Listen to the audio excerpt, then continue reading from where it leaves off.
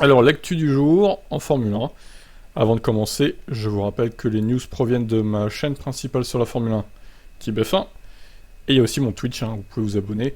On parle de F1 sur ces deux chaînes de façon constante et régulière. Les liens sont dans la description. Bon visionnage. Ciao.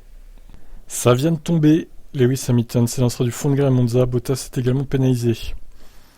Bon, c'était sûr, attention qu'il allait avoir une péna pour Mercedes.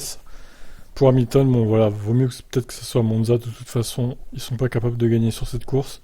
Quoi qu'il arrive, donc la remontée va être difficile pour Lewis Hamilton, je pense, vu la VMAX un peu dérisoire de la Mercedes. S'il marque des points, ça sera déjà bien, je pense. Donc à Spa, Hamilton est entré en collision avec Alonso et a rebondi violemment sur l'asphalte. Le moteur n'a pas survécu à l'impact et le Britannique doit maintenant ajouter un moteur supplémentaire à son parc de moteurs. Le choix d'ajouter ce moteur à Monza est dû au circuit, au temple de la vitesse, et les écuries optent généralement pour moins d'ailerons en raison des vitesses élevées et de la pluie faible, ce qui rend l'effet du DRS et de l'aspiration anecdotique. Mais le tracé et les vitesses élevées offrent des possibilités de dépassement en vue des prochaines courses à Singapour et au Japon, où les dépassements sont beaucoup plus difficiles. Le choix d'ajouter le nouveau moteur au pool de moteurs déjà présent à Monza est donc logique. Donc Bottas recevra également une pénalité sur la grille, il a chuté lors du Grand Prix des Pays-Bas et devra remplacer son moteur Ferrari. Donc voilà, quid de Russell pour l'instant, il n'a pas de pénalité, donc c'est lui qui va devoir encore marquer des gros points pour Mercedes du coup. Il va encore marquer plus de points qu'Hamilton, ça fout un peu les nerfs, mais bon. C'est aussi de sa faute à Hamilton, Spa il avait qu'à pas faire ce qu'il a fait quoi. Malheureusement ça va le pénaliser pour cette course aussi, en plus de l'abandon de Spa. Terrible. Bon, ben voilà, je vous laisse commenter, ciao.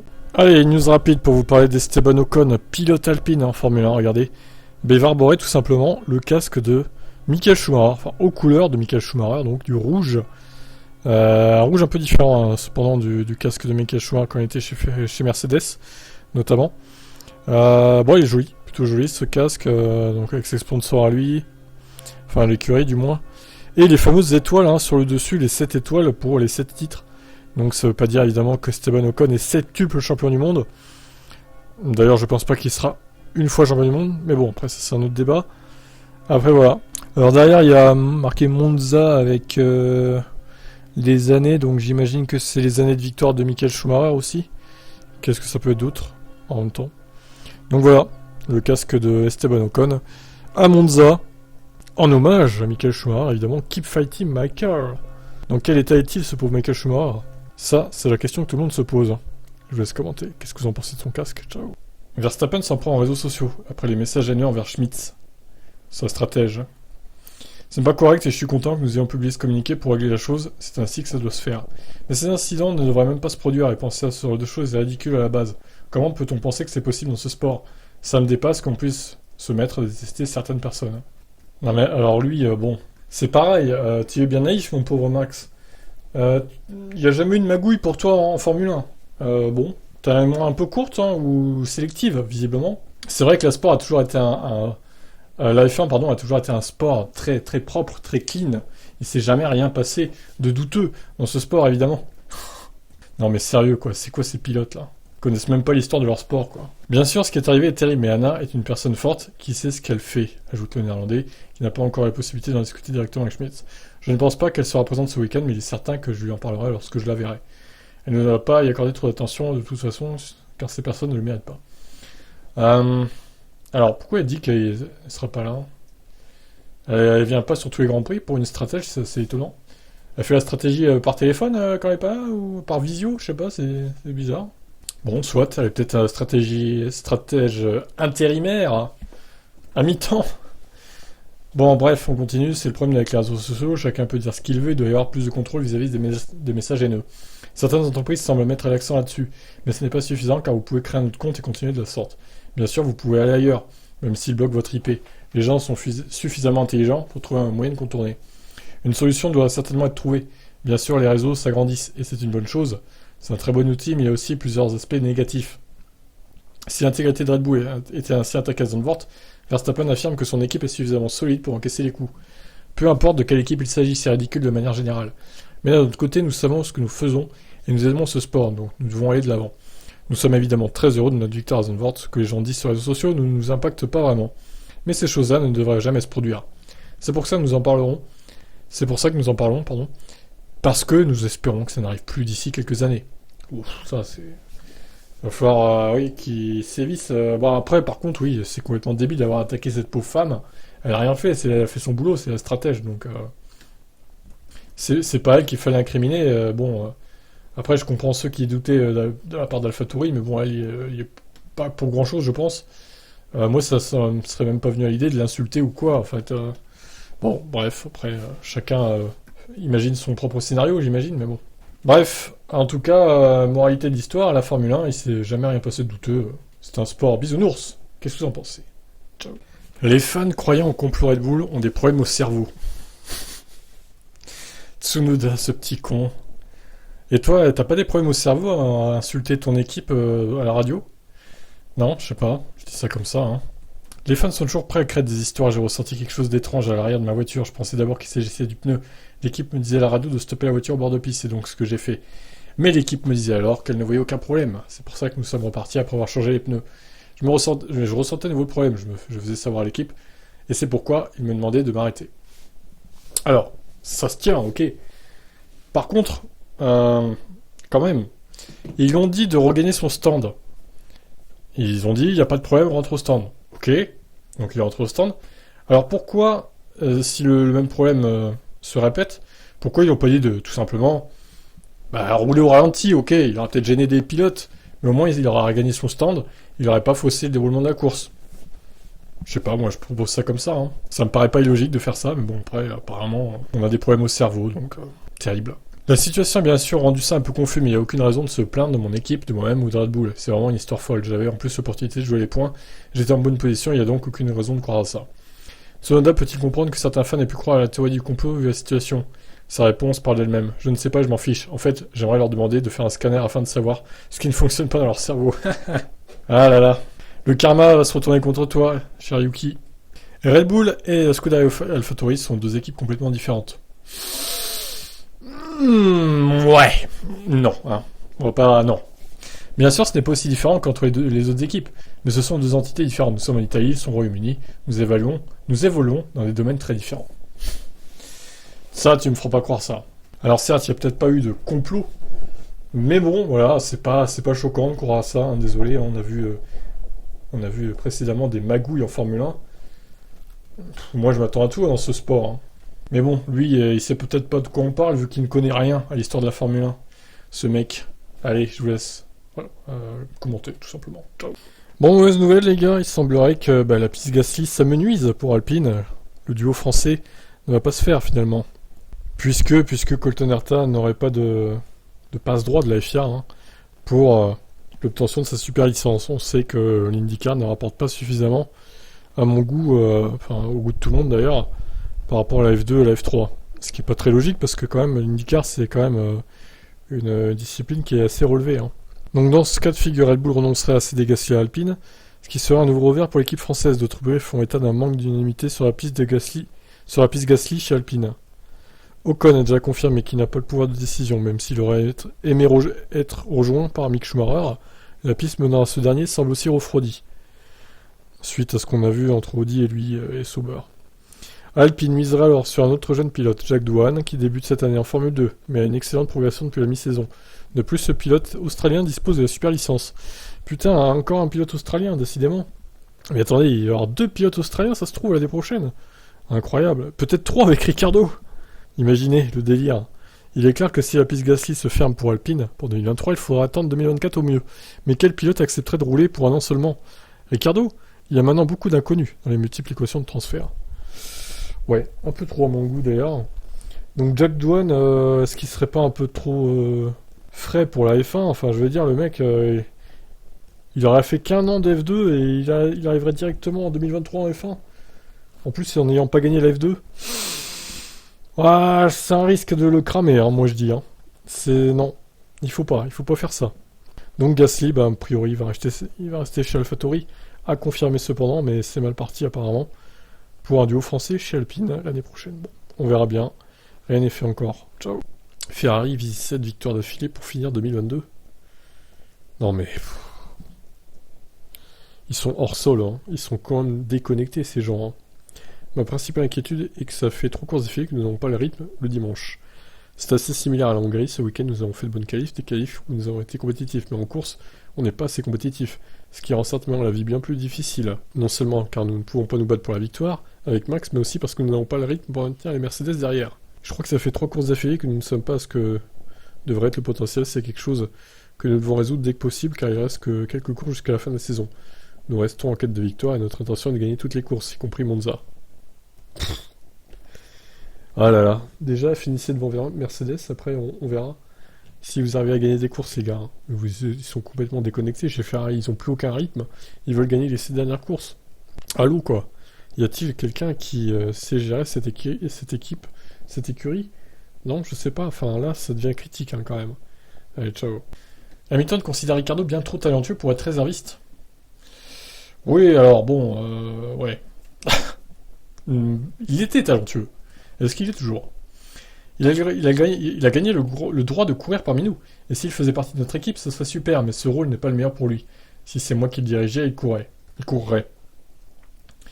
Ouais, mais alors, dis Lewis, je veux bien, mais bon, tu peux pas mettre en doute que le fait qu'il est complètement largué par rapport à son équipier, ce qui n'est pas normal. Alors, Ricardo, je suis en train de tout évaluer, je n'ai rien encore de préparé ni de confirmé. Il n'y a aucune raison de cacher des infos désormais, il n'y a aucun secret, avec le temps, tout finira par se mettre en place. Ce n'est pas seulement au sujet de l'année prochaine, ça va au-delà de 2023. Il s'agit de ce qui m'attend dans le futur, c'est assez complexe. La vérité est que je garde toutes mes options ouvertes pour le futur, et que je ne sais pas ce qui se passera la saison prochaine. Je veux être sur la grille, je veux courir. Les temps ont été compliqués, mais ça n'a rien enlevé à mon amour du sport et mon désir de concourir. Bon après, Monza, il aime bien, machin, il a gagné un dernier truc muche, voilà, merci. Bah Ricardo, voilà, moi je veux bien, mais bon, alors à la limite qu'on lui laisse une dernière chance dans une autre équipe qui prouve de quoi il est capable, parce que chez McLaren là il s'est fait torcher de bout en bout par Norris. Donc moi je sais plus quoi penser de ce pilote honnêtement. Est-ce qu'il est encore capable de performer? Je vous pose la question. Ciao. Alors, les contrats de chaque Grand Prix, quand c'est qui se périme? 2023 donc, Grand Prix de Belgique, Grand Prix de Monaco, Grand Prix du Mexique, Grand Prix des Pays-Bas. Avec une option pour les Pays-Bas pour 2 années supplémentaires. 2024, Japon, Italie, Grande-Bretagne, Azerbaïdjan. Est-ce que Monza pourrait être menacé après 2024 du coup? 2025, Brésil, Emilia-Romagna, Chine et Las Vegas. Qui n'a signé que pour 2 saisons pour l'instant. Enfin 3 du coup. 2023, 2024 et 2025. Ensuite, Austin a signé jusqu'en 2026 inclus, et l'Espagne également. La Hongrie jusqu'en 2027. Singapour jusqu'à 2028, Abu Dhabi jusqu'à 2030, Arabie Saoudite également. Précisant quand même que Jeddah c'est jusqu'à 2025 et Qadiyah après qui prend le relais. Miami est signé jusqu'à 2031, le Qatar jusqu'à 2032, l'Australie jusqu'à 2035, incroyable, et le Bahreïn 2036. L'Autriche a signé on ne sait pas pour combien de temps. Donc voilà, en gros les grands prix menacés à court terme c'est Belgique, Monaco, Mexique, Pays-Bas, Japon, Italie, Grande-Bretagne et Azerbaïdjan. On peut penser que l'Azerbaïdjan restera, la Grande-Bretagne aussi, par contre Monza, j'en suis un peu moins sûr, le Japon, pas sûr non plus. Et Belgique, à mon avis, après 2023, ça va virer, malheureusement. Mexique, ça devrait re-signer, je pense. Pays-Bas, a priori aussi. Monaco, je pense que aussi, ça devrait re-signer. Donc voilà. Vous en pensez quoi de ces échéances de contrat? Ciao. Urgent, Pierre Gasly serait malade. Va-t-il participer au Grand Prix d'Italie? Incroyable. Suivant les conseils des docteurs, Pierre Gasly ne serait pas sur le circuit aujourd'hui car il ne se sent pas bien actuellement. Est-il covidé, Pierrot? Donc le jeudi c'est traditionnellement la journée média, hein, donc il roule pas. Par contre si demain il n'y a personne au volant de la AlphaTauri, il va falloir le remplacer, Pierre. Attention, qui va prendre sa place? Bon après voilà, c'est sa déclaration comme quoi il aime bien Monza, etc. Il se rappelle sa victoire de 2021. 2020 plutôt, c'est 2021 c'était Ricardo, évidemment. Décidément, hein, les 2 derniers Monza, c'était des vainqueurs assez inattendus, si on peut dire. Donc jamais 203, comme on dit. Peut-être que le 2022, ça sera un vainqueur inattendu aussi. À voir. Bon, en tout cas, j'espère qu'il va aller bien, Pierre, et qu'il sera évidemment présent pour rouler à Monza. Sinon, qui peut le remplacer? Ah, je vous laisse commenter. Allez, ciao ciao. Alors, Audi souhaite récupérer Mick Schumacher pour son projet F1, apparemment. Ça se précise. Sauber, qui court actuellement sous le nom d'Alfa Romeo, pourrait sauver la carrière de Mick Schumacher, mais le jeune Allemand devrait prendre une année sabbatique en 2023. Audi a récemment annoncé qu'elle entrera dans le sport pour profiter de la nouvelle réglementation des moteurs à partir de 2026. Et peu de temps après, Alfa Romeo a déclaré que son accord actuel avec Sauber prendrait fin après 2023. Audi devrait racheter 75% de Sauber et cet accord pourrait être annoncé avant le Grand Prix de Singapour à la fin du mois. Et Sauber pourrait prendre le nom d'Audi dès 2024, Ferrari continuant à fournir le moteur en tant que partenaire dormant. Donc des Audi Ferrari. N'importe quoi. Comme Audi a clairement envie d'un pilote allemand dans ses baquets, ça devra au minimum attendre l'expiration des contrats de Bottas ou de Zhou à la fin de l'année prochaine, même si la prolongation avec Zhou n'a pas encore été annoncée. Mick Schumacher, actuellement sanglant pour 2023, serait convoité et signé par Audi pour être dans la voiture en 2024 selon plusieurs spéculations. En effet, difficile d'attendre et de prévoir ce qui pourrait se passer en 2026 pour lui. D'autres rumeurs annoncent déjà à la place de Zhou dès l'an prochain, mais ce n'est pas le scénario souhaité du côté de Sauber et Frédéric Vasseur. S'il n'a pas de place de titulaire chez Alpha pour 2023, Schumacher pourrait devoir passer un an en tant que pilote de réserve à Hinwil. C'est un peu con de le remettre pilote de réserve alors qu'il a fait 2 ans en titulaire. Mais bon, au moins il serait sûr d'avoir un futur en F1, quoi. Bon, à voir si ça va se concrétiser ou pas, ces rumeurs-là, pour l'instant. Qu'est-ce que vous en pensez, vous? Alors, petite interview de Fernando Alonso. Il va égaler, ça y est. Alors, ça y est, c'est la course où il va égaler le nombre de Grands Prix disputé par le recordman actuel, c'est Raikkonen. Et donc, ça sera Alonso après Monza, tout simplement. Singapour, il va le battre, tout simplement. Et il est pas prêt de s'arrêter, Fernando, parce qu'il sera encore là en 2023 et 2024. Donc, il vise les 400 Grands Prix, en carrière. Et là, qui va aller chercher ce record? Hamilton, il pourra pas, parce que je pense pas qu'il arrivera à 400 Grands Prix. Il faudrait qu'il reste 3 saisons de plus. Après 2022, ça paraît peu probable, quand même. Voire peut-être même 4 saisons. Ça suffirait pas, 3 saisons et demie, mais du coup, il faudrait 4 saisons, quoi. Parce qu'il va pas faire une moitié de saison juste pour un nombre de courses. Bon, bref, voyons l'interview de Alonso. La 6ème place à Zandvoort a été compliquée à aller chercher, mais passionnante pour vous, racontez-nous. Ce fut une bonne course pour nous à Zandvoort, devant des fans extraordinaires. On a vécu un samedi difficile en manquant la Q3 à cause du trafic, mais la voiture avait un bon rythme en course, et nous avons pu gagner beaucoup de positions. On était bien en place jusqu'à ce que la voiture de sécurité prenne la piste, et que les concurrents qui nous entourent chose des pneus neufs. Ce fut nul jusqu'à la fin. Et finalement, on a hérité de la 6ème place, après la pénalité infligée à Sainz.